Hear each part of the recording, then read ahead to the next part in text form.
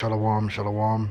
First, I'd like to give all praises unto Yahweh, Ba'ashem Yahushai, Waharakah Kodash, and double honors unto the apostles and elders of Great Millstone, and honors to you brothers out there teaching His word in all sincerity and in truth. And let's put our thinking caps on.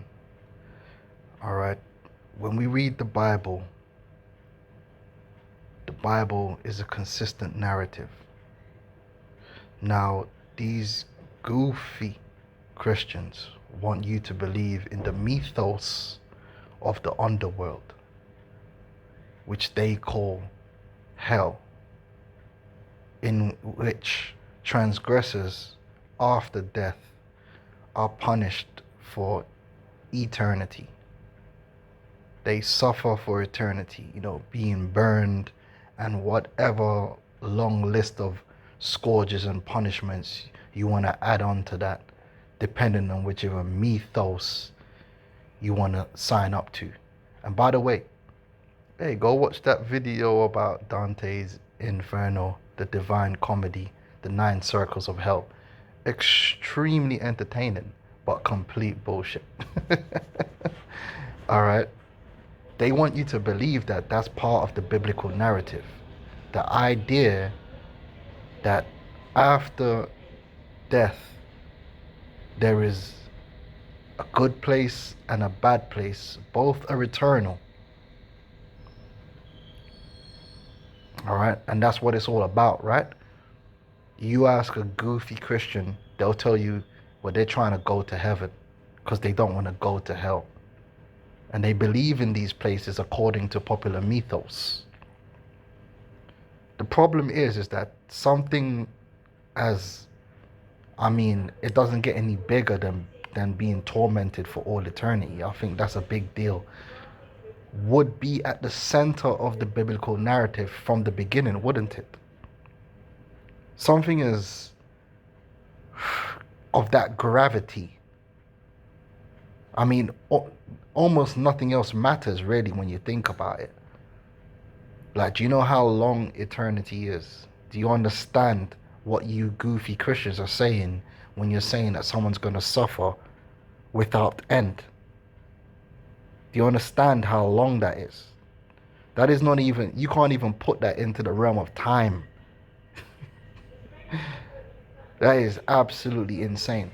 So let's read the book of Genesis and the transgression of Adam and Eve.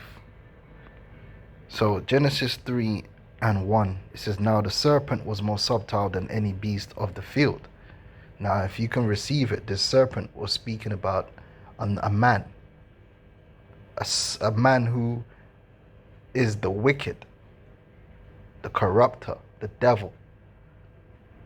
All right. And if you really want to know, that man, also known as Cain, because he was embodied in Cain, he was embodied in Esau, Edom, unto this day, the so-called white man, the serpent. It says, now the serpent was more subtle than any beast of the field which the Lord God had made.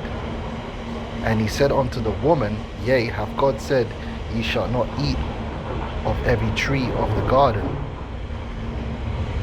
And the woman said unto the serpent, we may eat of the fruit of the trees of the garden, but the fruit of the tree which is in the midst of the garden, God hath said, ye shall not eat of it, neither shall ye touch it, lest ye die. And that fruit represented corruption, wayward doctrine, a false way. That's what that fruit represented: sin, rebellion, pride, witchcraft. All right? And if you go into that, you will surely die. Yeah? And the serpent said unto the woman, ye shall not surely die, which is pretty much the prevailing doctrine of this world, that you could do wickedness and without consequence. All right, you could do wickedness without consequence. That is what witchcraft is. To manifest your own will without the rules and constraints of the Most High. to bless yourself. All right, to do evil and return good unto yourself. That is the prevailing doctrine of this world. For God doth know that in the day ye eat thereof, then your eyes shall be opened, and ye shall be as gods, knowing good and evil. And when the woman saw that the tree was good for food, and that it was pleasant to the eyes, and the eyes can be very, very deceiving. Your eyes. Because things are not always as they seem. Sometimes you got to look beyond the eyes. And that's a spiritual eye. And that's what people don't understand. The eyes is the reason why that demon Cassie left her man and got with P. Diddy. The eyes. She thought she saw something that was good. But how did it end up? How did it work out? All right. This world is all about glamorizing evil, and it looks good to the eyes. But then when you really get mixed up in it, and when all said and done, shit just wasn't what it seemed, right? It wasn't all it was cracked up to be, right?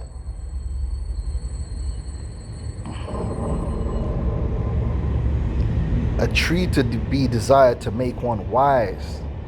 All right, think that wickedness and the knowledge, the occultic knowledge, the esoteric occultic knowledge, wickedness puts you on some higher level. Like you really know something now. She took of the fruit thereof and did eat, and gave also unto her husband with her, and he did eat. And the eyes of them both were opened, and they knew that they were naked. Right? That represents the transgression. They understood that they had transgressed, and they sewed fig leaves together and made themselves aprons. And they heard the voice of Yahweh Ba'ashem Yahushai, the Most High, walking in the garden in the cool of the day. And Adam and his wife hid themselves from the presence of the Lord among the trees of the garden. And the Lord God called unto Adam and said, Where art thou? And he said, I heard thy voice in the garden, and I was afraid, because I was naked, and I hid myself. He was in transgression. And he said, Who told thee that thou wast naked? Hast thou eaten of the tree whereof I commanded thee that thou shouldest not eat? And the man said, The woman whom thou gavest to me, to be with me, she gave me of the tree, and I did eat. And the Lord said unto the woman, What is this that thou hast done? So Adam did what? He lacked accountability, tried to blame it all on the woman. And the same thing's happening today, right? And the Lord said unto the woman, What is that thou hast done? And the woman said, Well, I don't need to tell you that the woman wasn't going to take no accountability. And the woman said, The serpent beguiled me, and I did eat. And the Lord said unto the serpent, Because thou hast done this. The Lord didn't even ask the serpent for an explanation. Yeah, because thou hast done this, thou art cursed above all cattle, and above every beast of the field, and upon thy belly shalt thou go, and thus shalt thou eat all the days of thy life. Right? Again, where is the judgment for the serpent? On earth. And I will put enmity between thee and the woman, and between thy seed and her seed. It shall bruise thy head, and thou shalt bruise his heel. Again, no mention of burning in hell forever. Do you understand where I'm going with this? There's no mention of this whole hell business. So when did this come about? When did this become a punishment? Unto the woman he said, I will greatly multiply thy sorrow. Well, no, you're going to go to hell, right? What's all this multiplying sorrow business all about? There's no need for all that. Just go hell, and you're just going to suffer forever. Yeah? Job done, right? Unto the woman said, I will greatly multiply thy sorrow and thy conception. In sorrow thou shalt bring forth children, and thy desire shall be to thy husband, and he shall rule over thee. And unto Adam he said, because thou hast hearkened unto the voice of thy wife, and hast eaten of the tree of which I commanded thee, saying, thou shalt not eat of it. Right? Right. Cursed is the ground for thy sake. Well, hold on. Why? Just, you're a transgressor. Go in hell. Why is the ground being cursed for? What's the need of that? There's a place of punishment, right? It's called hell. So just go there. Never mentioned. Thou shalt not eat of it. Cursed is the ground for thy sake. In sorrow shalt thou eat of it all the days of thy life. But what about after his life? Why didn't the Lord say, and then you're going to burn in hell? Because you're a transgressor. And you don't have Christ. in quotation marks. Because what was the significance of the Messiah, right? To forgiveness of sins, right? So before the Messiah, according to Christianity, there was no forgiveness of sins, right? So that means Adam went to hell, right? That means Adam's been burning in hell from then until now, according to Christianity. And not just Adam, a whole bag of people. All the people from the flood, they're burning in hell. Even though it was never mentioned, right? They were never told that, no. Thorns and thistles shall it bring forth to thee, and thou shalt eat the herb of the field. In the sweat of thy face shalt thou eat bread. All the punishment they're getting given for this transgression is on earth. There's no mention of no underworld. Under the world. Till thou return unto the ground, for out of it wast thou taken, for dust thou art, and unto dust shalt thou return. So that the punishment is while you're here on earth. Alright? Now let's go to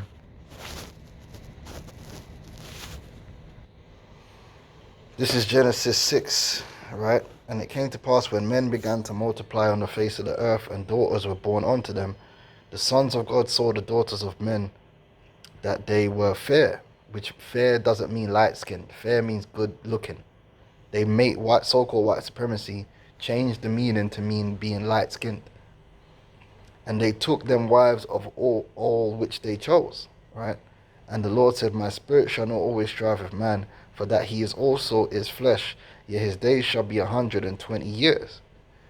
Well, what's going to happen after the 120 years? They're going to hell, right? Nope, doesn't say nothing about hell. There were giants in the earth in those days, and also after that, when the sons of God came in unto the daughters of men, and they bare children to them, the same became mighty men, which were of old, men of renown. And God saw the wickedness of man was great in the earth, and that every imagination of the thoughts of his heart was only evil continually. And it repented the Lord that he had made man on the earth, and it grieved him at his heart. And the Lord said, I will destroy man whom I have created from the face of the earth, both man and beast and creeping thing and the fowls of the air, for it repenteth me that I have made them. Okay, but where's the mention of them going to hell? The judgment was the flood. But Noah found grace in the eyes of the Lord. These are the generations of Noah. Again, so we don't have no mention of anyone going to hell up to this point. All right? We have no mention of Noah warning anyone about going to hell. Right? Genesis 6 and 17, the behold, even I do bring a flood of waters upon the earth to destroy all flesh, where is the breath of life from under heaven, and everything that is in the earth shall die. No mention of hell. All right, no mention of it. Even before Noah, what am I doing? Let's get Cain.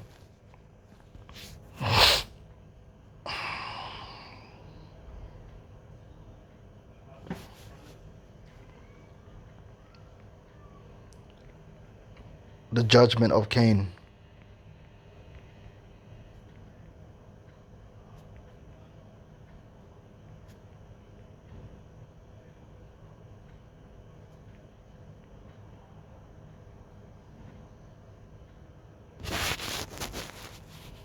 There we go.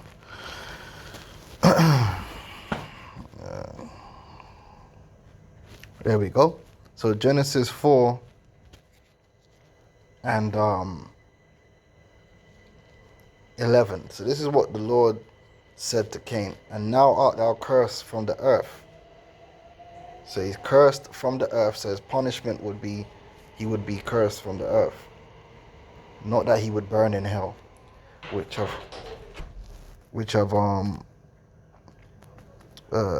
opened the mouth to receive thy brother's blood from thy hand. When thou tillest the ground, again, this is a punishment on earth, it shall not henceforth yield unto thee her strength. A fugitive and a vagabond shalt thou be in the earth. And Cain said unto the Lord, my punishment is greater than I can bear. Behold, thou hast driven me out this day from the face of the earth, and from thy face shall I be hid.